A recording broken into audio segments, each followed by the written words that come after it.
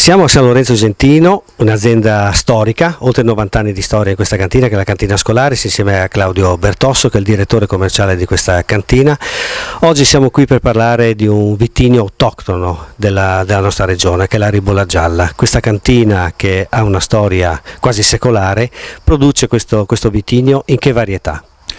Noi produciamo la ribolla gialla in due versioni. La versione ferma è una ribolla gialla DOC Collio, è un prodotto tradizionale che compie una fermentazione alcolica in modo tradizionale a temperature controllate, e poi l'affinamento in vasche di cemento pietrificate che risalgono al dopoguerra, che il papà dell'attuale conduttore Marco Scolaris non ha mai abbandonato e che Marco ha ripristinato e ha sempre cercato di tenere nel migliore dei modi.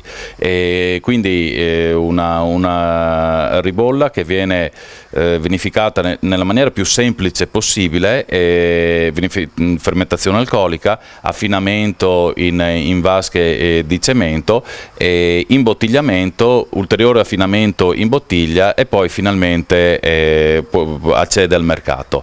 Attualmente siamo in commercio con l'annata 2016, che ha già ottenuto numerosi riconoscimenti. Per ultimo i Vini Buoni d'Italia è stata in pole position alle finalissime per la corona.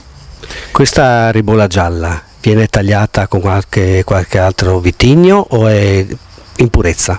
Ma anche se il disciplinare prevede un taglio fino al 15% con altri vitigni previsti dal disciplinare stesso, la nostra azienda vinifica tutto in purezza, una scelta che fino ad oggi ci ha premiato. Il prodotto è quello che è, quindi non riteniamo che è inutile cercare di migliorarlo, tra virgolette, che poi non sempre succede, con delle uve o dei blend di vino più aromatici per ruffianarsi il mercato. Abbiamo fatto questa scelta, quindi no, 100% ribolla gialla DOC Collio.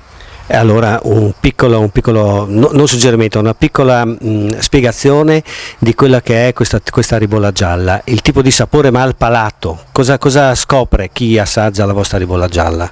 Probabilmente le sue caratteristiche sono il grande successo che sta riscontrando la ribolla a livello nazionale e ci auguriamo anche per il futuro a livello internazionale, e la sua freschezza. Un vino che ha le caratteristiche principalmente di frutti collegabili agli agrumi, quindi un bel vino d'aperitivo, però magari nella sua evoluzione può accompagnare bene anche il pesce e talvolta anche le carni bianche. Sappiamo che comunque la varietà della ribolla gialla non è soltanto in una tipologia, c'è la ribolla ferma e la ribolla così chiamata spumantizzata, perché esistono anche due metodi diversi anche per spumantizzarla. Voi qual è che utilizzate, che tipo di ribolla avete quindi?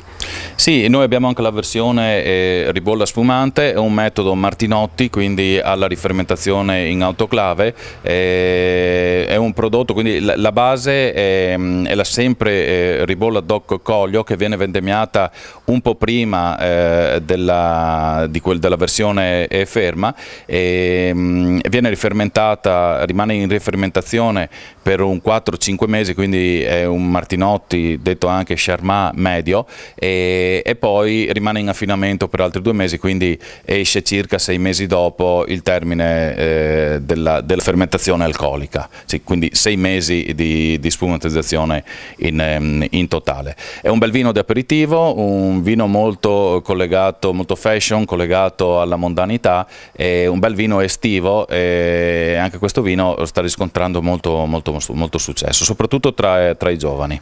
Come gradazione? Gradazione, chiaramente vendemmiandola prima, mentre la ribolla ferma arriva a 13 gradi e siamo a 11 gradi e mezzo dopo il termine della fermentazione, della rifermentazione. Quindi ci si può permettere anche un bicchiere in più? Sicuramente sì, attenzione però alla guida. Grazie.